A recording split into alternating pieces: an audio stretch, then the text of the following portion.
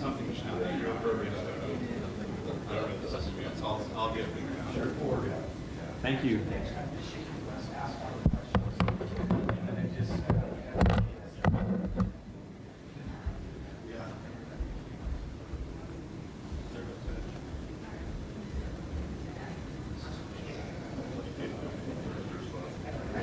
Test, test, test, test, test.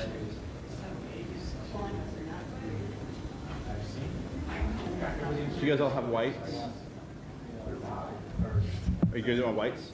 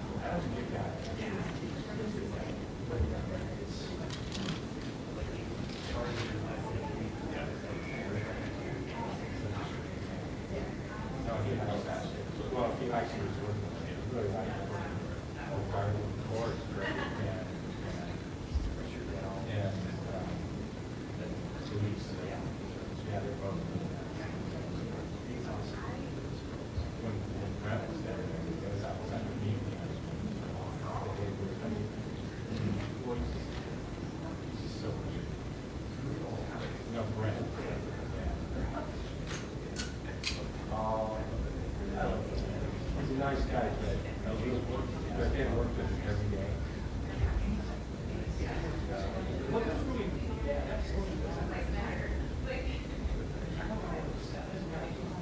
I have to work with someone every day. I can do something.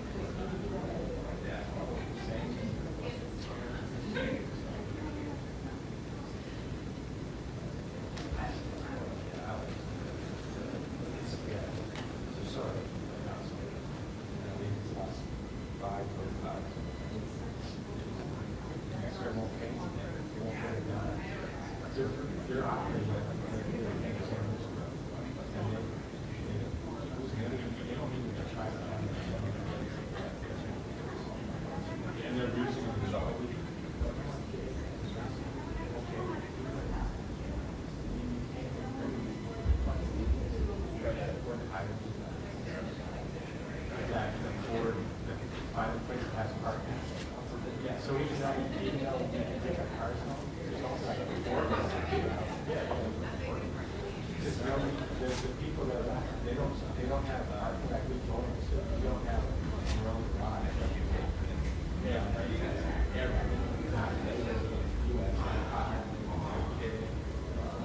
Of course, we had two road cops that didn't see it. One was a car stop. Unfortunately, this I didn't take anything else. Yeah. That was if they take this camera, I don't know. But because these guys they would park on the street, walk away, every day.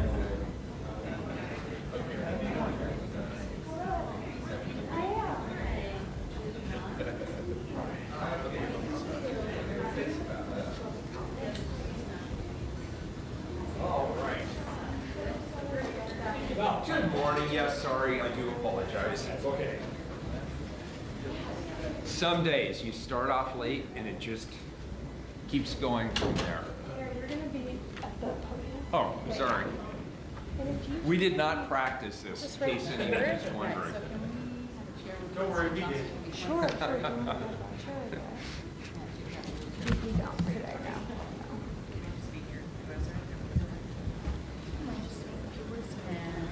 now. Sure. Testing 1 2 3. Testing 1 2 3. Testing. Testing. Testing. And testing.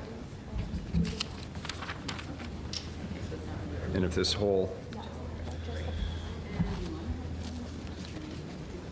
Hi. How are you doing? Good. Are we all ready? First of all, I apologize for being late. I got stuck on a call. Good morning. Thank you for being here as well. So let me start with this. Since the chamber is full of journalists, I know that people are very interested in public records issues, so I'd like to start with that. Institutions all around the country are being questioned. Certainly government is foremost amongst those institutions. I believe it's very important that we build the public's trust, that we encourage credibility in government, and the most obvious way to do that is for government to be transparent and accountable to the public that it serves. The media plays an important role in ensuring that accountability and transparency of government, and that is the appropriate role of the media. The City of Portland must commit to acting within a culture of transparency. In order to do this, public records must be accessible, efficient, and inexpensive, not just for the media, but also for the public at large. We can't call ourselves a transparent or an accountable organization if we throw down roadblock after roadblock when the public or when the media tries to gain access to records. It's my intention to change that. To kick off the new year, I directed all public records administrators within my bureaus to further a culture of transparency and accountability for how records are handled. Here's the directive. Should a bureau director decide not to provide exempt records, they must notify my office in advance. As you've heard by now, since January 1st, the Portland Police Bureau has not been charging victims of crimes for their police reports. I didn't think it made sense for victims to have to pay for their own police reports. In many regards, I felt that was re-victimizing people. So we decided to start reforming the system. Together with the Portland Police Bureau, we brainstormed a few ideas, and not charging for those reports to victims, that was the first idea that we came up with. There'll be other ideas in the weeks and months ahead. So I want you to know that we are in the process of reforming our public records process. As members of the media, as people who interact with our public records administrators on a regular basis, I want you to know that I'm very open to your ideas and suggestions as well. Shifting gears, last month I mentioned to you that we were looking at starting the Keep It Pretty Rose City initiative around livability and cleaning up trash on our streets. I'm pleased to say that we're kicking the program off on January 21st, which is the MLK Day and a day of service. We partnered with Solve to launch this. Once a week, Solve is going to be leading efforts to pick up trash all around the city. Solve, as you know, has a sterling reputation in the city of Portland, and it's been at the forefront of community cleanup for over 50 years. Our strong partnership with Solve has been a tremendous asset, and we're working together to uphold my pledge from last fall to ensure that the city of Portland becomes the cleanest city in America. I believe it is very important that we have a vibrant, livable, and clean community. It's important to the public. I hear from people every single day about the importance of this issue to them, and the Keep It Pretty Rose City initiative is just one more way that we're helping to make that happen. I will be personally picking up trash with Solve and volunteers in Irving Park on Monday if anybody would like to join us. I believe over the next 2 years, through the Bureau Planning and Sustainability budget, we're going to be adding 1,000 additional trash cans throughout the city of Portland. That is a revision from the number I gave you last month. It's a revision upward. We'll be placing 1,000 additional trash cans throughout the city of Portland to help speed up our goal of creating a pristine city for everyone to enjoy. There's been much discussion about the Navigation Center. I've long been saying that the public sector and the private sector need to find ways to work together in order to address the crisis situation of homelessness in our community. The Harbor of Hope, which is co-founded by Homer Williams and Don Maziotti, has hit its fundraising target. They'll be contributing $3.5 million for the construction and capital costs for a new 100-bed shelter facility. This facility is going to be a navigation center. And what a navigation center does is it connects homeless people, predominantly the most chronically homeless people on our streets, with the services they need to get off the streets. That includes addiction recovery plans, mental health services, and transition into housing. So the Navigation Center is going to leverage public and private dollars to help us get those most chronically homeless people off the street. I hope you will all agree with me that it is unacceptable that we have so many people living on our streets, and it is particularly unconscionable that so many of the people living on our streets are struggling on a day-to-day basis with mental health issues and addiction issues, and I'm confident that the Navigation Center is one strategy that we can deploy to address this issue. And it's for that reason that the Joint Office of Homeless Services, which is the partnership between the city and the county, has committed $1 million a year to the ongoing operations of that facility. I'm very grateful to the business community for stepping up. Obviously, it has not been without bumps along the road, but at the end of the day, it's a vision that I strongly support and strongly share with the business community, and therefore I agree it is a good use of public resources to help support the ongoing operations of the Navigation Center. With regard to housing, and this is related to the chronically homeless situation as well, we just issued, we just awarded a NOFA. A NOFA, of course, is a Notice of Funding Availability, not the greatest branding, but it gets to the point. This past summer, the Portland Housing Bureau called for a new approach to NOFAs, and it was an approach that created a partnership between the city, the county, and the state, and it would combine, on one hand, access to brick and mortar housing with the kinds of services that people need who are the most chronically homeless. Again, addiction services, mental health services, and the like. It's also continuing the theme that I mentioned last month about updating the notion of single residency occupancy housing, SRO housing. You'll recall last month we talked about the West Wind in Old Town. The NOFA that we just announced the other day with Chair Kafoury and I creates two new programs, two new projects that will create an additional 98 units of supportive housing, nearly double, by the way, the 50 that was originally envisioned under the NOFA. We were able to get two proposals in the door on this NOFA with the resources that we had available from the state, the city, and the county. And therefore, we were able to significantly expand that vision. Again, the chronically homeless population is the most rapidly expanding component of the homeless population, and therefore I think it is very important that we continue to find programs that specifically address the needs of that population. I should also note that this particular pilot is the first of its kind for the City of Portland, and we're going to continue to look for ways to innovate in the future as well.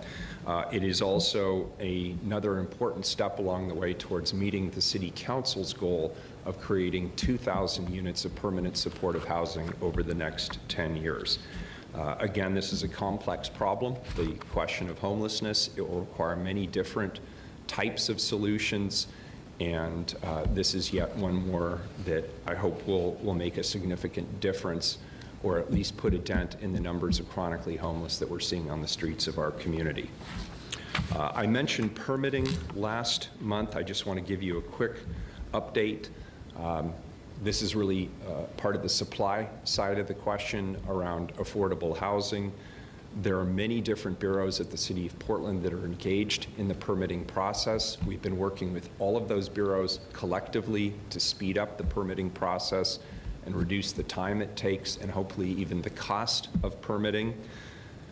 We promised that we would go to an online permitting process. We have now done that. The permitting process is actually online, and it is live. The first cluster of projects, there are 12 projects that are now in that pipeline. And I had a great photo, which I didn't bring. I don't know if Sophia has a copy of it, but I'll describe it for you. The way we, oh, you happen to have it. You're much better organized. It's a little hard to see, but these are racks and racks and racks of paper plans. And the Bureau of Development Services has historically shuttled carts around full of these sets of plans. This is a thing of the future. And so the Portland Online Permitting System will replace these racks, and we will move onto a completely web-based platform. In addition, and frankly, I found this hard to believe when I got here, you could only pay by check for your permits. And I'm pleased to say that later this month we'll go towards electronic payment of permitting fees, and I hope that will also be seen as a positive move around customer service. So I'm going to stop there, but I felt it was important to give you just those few quick updates. The rest of the time is yours. Thank you for being here. All right. Here's you first. Oh, okay, yeah. It sounds like homelessness is still your number one priority. There's no question in my mind that the most significant social issue facing this community, and in fact the entire West Coast, is homelessness. And I believe that we have a lot of work ahead of us to reduce the time that people spend homeless and reduce the impact that it has on them and their families. It's certainly one of the most visible problems facing this community, and it's certainly the one that I hear about the most. So yes, I would say it is our top concern as an administration. We have lots of different priorities, of course, but when you look at our community's values, it's really hard to talk about being a clean, safe, livable, just, and equitable society, or even an economically prosperous community, when there are so many people who are living outside. And I have heard from many people, not only people who live here, but people who come here from all around the world to travel to Portland, and they see the homeless situation. It is truly jarring to many people who are not exposed to this kind of a situation. And solving the problem is going to require an all-hands-on-deck approach. So I started off by talking about the private sector imperative and working with us on the Navigation Center. It's my understanding up in Seattle, Microsoft just committed $500 million to housing in the city of Seattle. But we're also going to have to continue to improve our working relationship with others that are non-traditional partners. Here I am, the mayor of the city of Portland, spending a lot of time talking about mental health issues, addiction issues, and other issues. Homelessness is not just about economics or housing or bias in the housing process. It's also a public health crisis. And I see part of my role as mayor in bringing all of these different components together to solve a problem that we label as homelessness, that's really a bunch of different problems all rolled into one. Just as a follow-up to that, ODOT recently decided to allow sweeps in the city. How is that going? So we asked the legislature for permission last year to be able to be responsible for ODOT public right-of-ways in the city of Portland.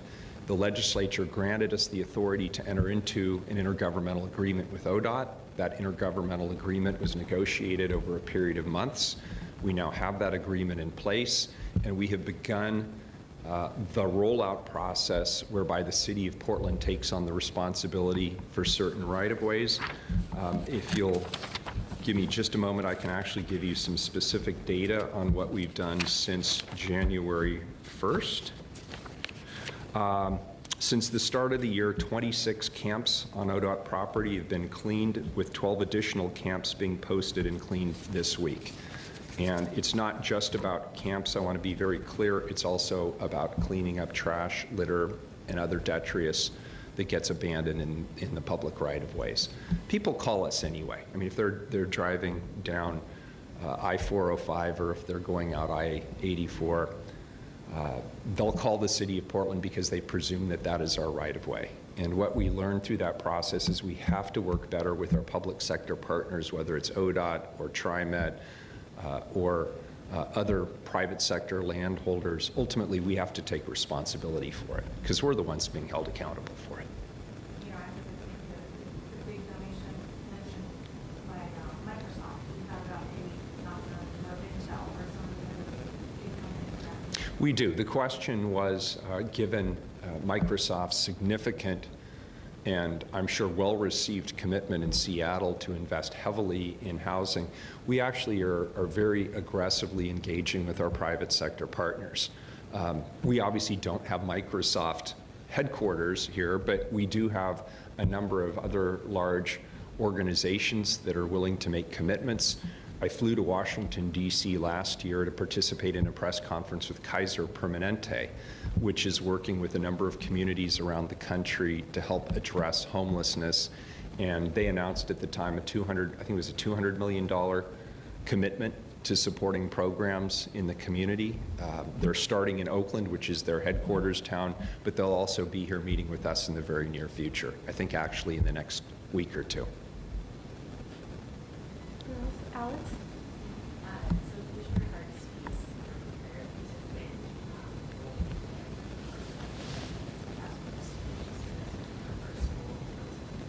curious if you maybe want to do a work session. Yeah, and the question was about the Joint Terrorism Task Force. Commissioners Hardesty desire to revisit that issue. I'll start with my own position on it, and then I'll get to that. I have been very clear since the day I took office that we would stay in the Joint Terrorism Task Force unless there was reason for us to withdraw from that task force. I believe that remaining in the Joint Terrorism Task Force is critical to the safety and the well-being of Portlanders. It helps us to preempt potential acts of violence that are either perpetrated by people domestically or internationally. And so I'd like to see us stay in the Joint Terrorism Task Force. That being said, there's 3 people on this city council who have never voted on the Joint Terrorism Task Force. There's at least 1 commissioner who I believe has not yet received a confidential briefing from the Joint Terrorism Task Force. I know that the FBI is meeting with individual commissioners in the building now. I saw him in the building as recently as last week. I have committed to a work session where we bring both the FBI and the Portland Police Bureau into the room. Commissioner Hardesty and others have asked that we also bring some opponents of the Joint Terrorism Task Force into the room, the ACLU and others. I'm certainly open to doing that as well. I think the council should have an open, transparent, and fact-based discussion about the Joint Terrorism Task Force. As I say, on balance, I think it's critically important to the safety of Portlanders that we stay in the Joint Terrorism Task Force, but I think we also have to acknowledge that there are others on our commission, on the City Council and this commission form of government who would like to have this conversation opened up, and I'm certainly willing to do that. So we're in the process of scheduling a work session for the City Council right now. We haven't yet settled on a date. Rachel? The archive you referred to last night, that you had seen details of investment in states where you guys know what kind of details are shared with you and to what extent you have confidence in these that they actually build up. So Rachel, this is a moment I'm sure neither of us ever envisioned, you asking me about sports and me answering you about sports. So I have met several times with the Portland Diamond Project. What the Oregonian reported was correct. The Portland Diamond Project has shared their plans.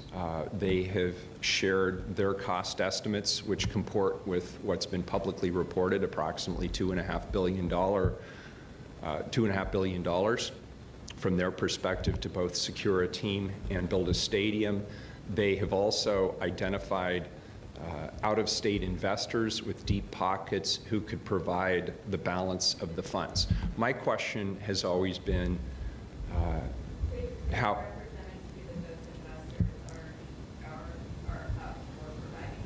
That's correct. That's correct. And the names have been shared with me. That's correct. I don't think it's my place to do it. I think it's their place to do it. And just based on the way that they've been revealing information about their bid, my expectation is that they will reveal those names in due course. Lisa? Just as well to that, what's the financial commitment the city expects for and make for the project? And at what point will the city say this is a break? The commitment I made to the Portland Diamond Project, well, first of all, I put down a marker, and I said that the taxpayers will not support, Portland taxpayers will not support either the purchase of a team or the construction of a stadium. I've seen that go badly in other cities, and I'm not eager for the city of Portland to repeat that experience. I've also said that we would provide the same kind of economic support we would provide to any large development play in this city. That could include tax abatements, that could include infrastructural support, streets, sidewalks, lights, safety, that sort of thing. But we are not going to be in the business of securing a baseball team or building a stadium for a private sector organization. They have to do that on their own. And that, therefore, has been the crux of our conversations with the Portland Diamond Project in terms of how real this is. For me, the quality of their bid, from my perspective, really depends on them being able to show the money. And so far, they have been sequentially revealing their sources of financing, their non-government sources of financing.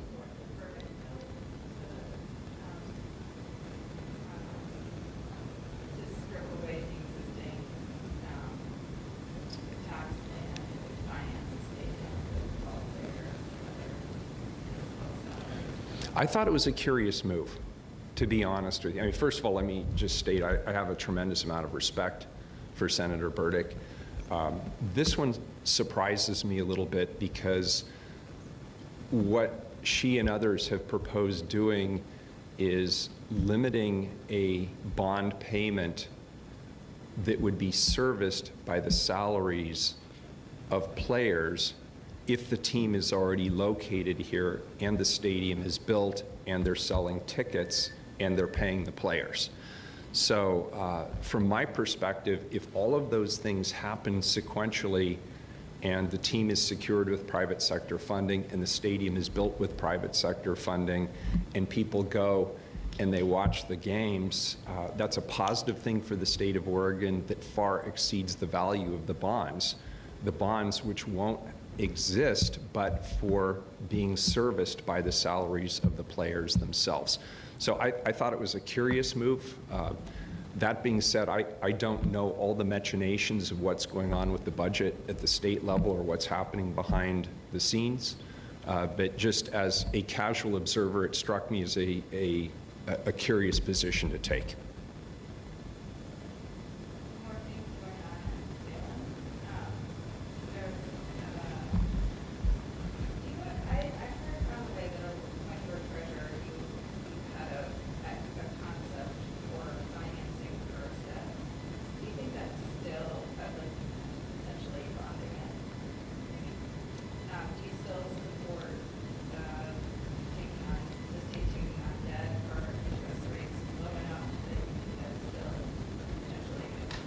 For PERS? No, I don't support that strategy now. I did at the time. And I'll tell you why. And I also supported bonding, as you'll recall, for higher education and job training, and to create an endowment for higher education and job training. At the time, interest rates were being held artificially low by the federal government. Interest rates were effectively zero. So there really was not much of an opportunity cost in terms of issuing those bonds and investing it in various things. The stock market was also at an historic low. So we had this really unique, I won't say once in a generation, once in a multi-generation scenario where interest rates were effectively zero and the stock market had crashed and was at low levels. Both of those things would be very favorable in terms of pension obligation bond issuance. Today we have the stock market, well, it's come back a little bit, but it's still very close to record highs. Interest rates are higher and climbing at a fairly rapid clip, so the environment's not as favorable. I probably shouldn't go as far as to say I'm opposed, but so I'll revise that, but what I will say is the environment is much less favorable for issuing pension obligation bonds today. I'd be very, very skeptical about issuing pension obligation bonds in this environment.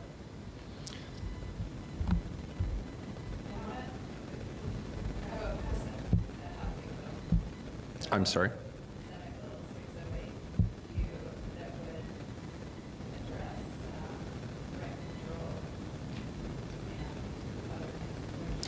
I'm encouraged by the fact that there seems to be a broad coalition forming around the bill. There seems to be a consensus forming around renter protections, including just cause eviction, which I have supported for a long time. There seems to be a consensus forming around restricting the growth of rental rates, which is consistent with the RELO ordinance that we passed here at City Hall. The fact that you have the leadership from both houses, the fact that you have the governor, and the fact that apparently, I am being told, many within the industry, the real estate industry and the rental industry being supportive, that bodes well for the passage of something. Now, I've been in this game long enough to know that you don't nail down a position on a proposed bill early in the session, because what comes out at the other end of the session is going to look completely different. But it's encouraging to see all the key players working from the same page. That is a significant movement from the last legislative session.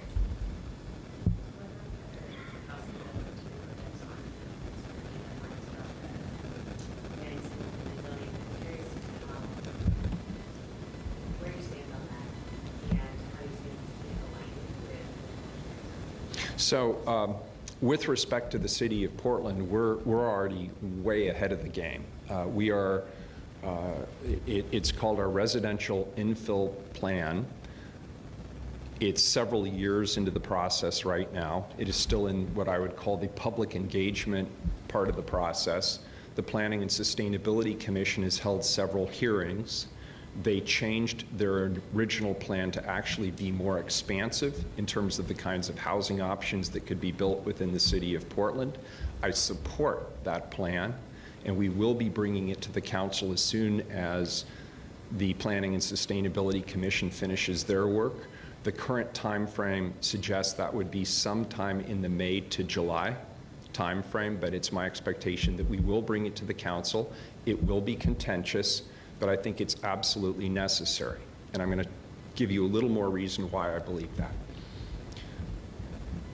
We have the urban growth boundary around the city of Portland. And that was a hard-fought battle, but it was a values-based battle. It said that we were going to protect wildlands outside of our urban areas. There was a stated trade-off, which was that we would be increasing density within the urban growth boundary. Now fast forward 45 years, nobody saw Portland being as popular as it is today as a destination for companies to locate and expand and people to move here to take advantage of our incredible assets as a community. There's a lot of competition for housing, particularly more affordable housing.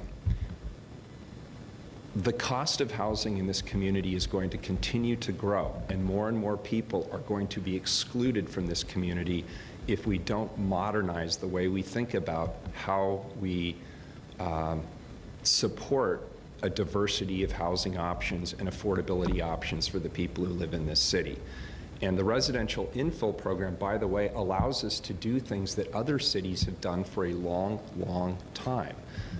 Duplexes, triplexes, garden apartments, more townhouses, taking some of these large homes that frankly are in disfavor from the market perspective today, and protecting them as historic structures, but allowing people to maybe turn them into duplexes or triplexes or quads while preserving the historical exterior elements of the building and many of the interior historic elements.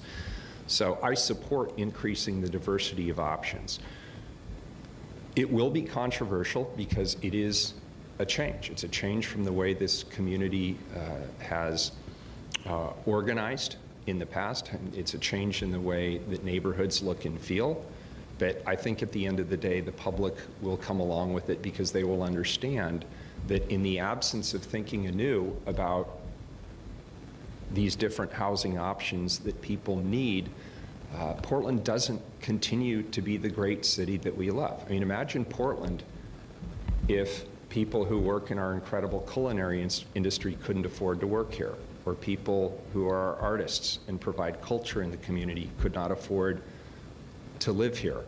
Or think about what the school system is like if school teachers cannot afford to live here. People have options. They can live elsewhere. And we've seen what happened in San Francisco as they just got swamped by their lack of housing affordability, and they started to lose their restaurant scene. They lost a lot of their cultural scene. They couldn't hire cops. They couldn't hire firefighters. They couldn't hire teachers. They couldn't hire people who do construction work. They couldn't hire the travel and hospitality industry workers because they couldn't afford to live anywhere near the city. We cannot allow that to happen here in Portland. Portland has to be a real city. It's exciting, it's fun. I love it when we get to the top of these lists. But we have to keep it real. We have to be a real community, and that means that people who work in this community have to be able to continue to live in this community. And that does mean we're going to have to make some compromises in terms of the way our neighborhoods are structured, just as we made compromises in terms of how the central city is structured during this 2035 central city planning process. We're moving into the future. Just a follow-up to that, the concern among some folks is that it doesn't do anything in terms of affordability, that you have a neighborhood with a house that's a low-income neighborhood, the developer comes in, gets rid of that house, goes into fourplex, and charges a lot more money. Well, that's not what the economic study shows. The economic study shows that actually it would create a significant number of units, and it would create a significant, well, it would increase the number of affordable units. And it really just gets back to the old supply and demand argument. Limiting the supply will never decrease the cost of housing in our community. So yes or no on the consent bill? Do you support or? I support it. I'm always reluctant to do that, Rachel, because the city of Portland is moving in that direction anyway. And that bill really isn't about the city of Portland. That bill is about housing affordability elsewhere in the state. And I'm always reluctant to tell other communities how they should organize. But I'll share a story with you. I was down in Klamath Falls not too long ago, and they were talking to me there about their housing affordability issue. And a member of my team recently went to Malheur County, and the #1 issue they talked about in Malheur County was housing affordability. And of course, it's all relative. The cost of housing in Malheur County is very, very different than the cost here, but so too is the wage structure, very different in Malheur County. So as a state, I think it's appropriate for us to take a look at the cost of housing. The West Coast is going to continue to be a destination, both nationally and globally, for a lot of reasons.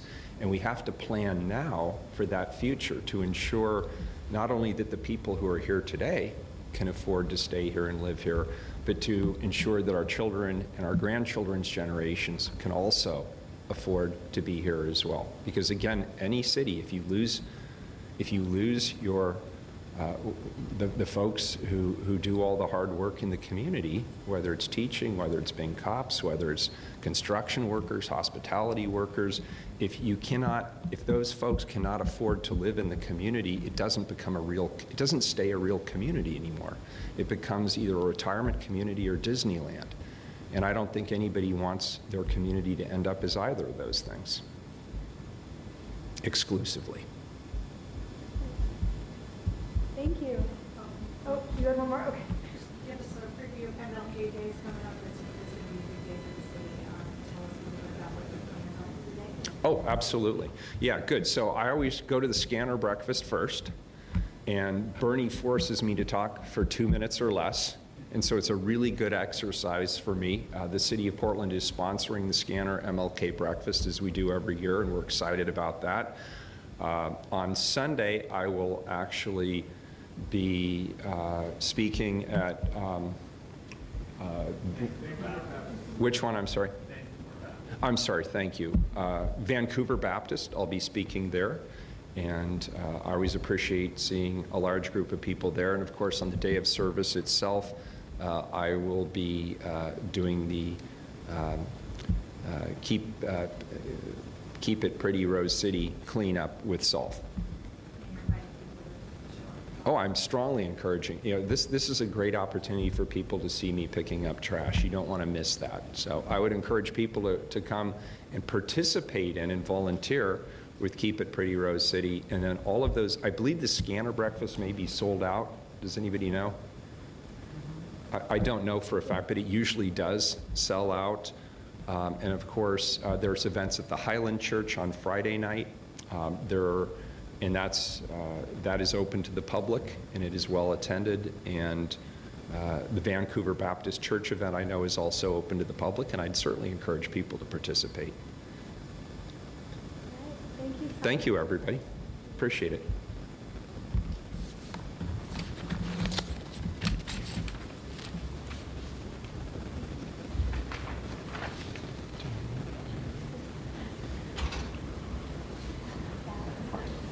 Thank you.